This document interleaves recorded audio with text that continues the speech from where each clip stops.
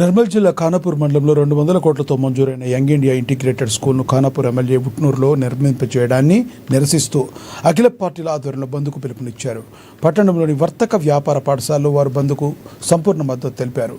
4 మండలాల విద్యార్థుల భవిష్యత్తును దెబ్బతీయడానికి ఖానాపూర్ ఎమ్మెల్యే ప్రయత్నం చేస్తున్నారని జేఏసీ అధ్యక్షులు నంది రామయ్య తెలిపారు. విద్యార్థులకు విద్యను దూరం చేసే ప్రయత్నాన్ని మానుకోవాలన్నారు. దీనికి నిరసనగా 4 మండలాల్లో ఉద్యమాలు ఉధృతం చేస్తామన్నారు.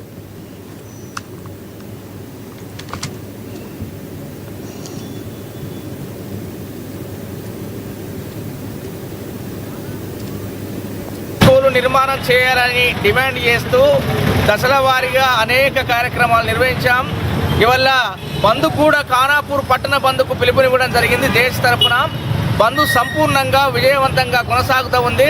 మొత్తం అన్ని వర్గాలకు సంబంధించినటువంటి వ్యాపారాలను బంద్ పెట్టుకున్నారు.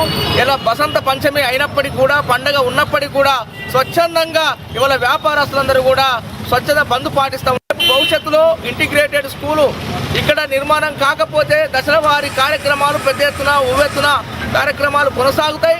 ఇది గ్రామాల స్థాయి వరకు ఈ ఉన్నటువంటి 4-5 మండలాలకు విస్తరించడానికి వల్ల ఒక ప్రణాళిక సిద్ధం చేస్తూ ఉన్నాం.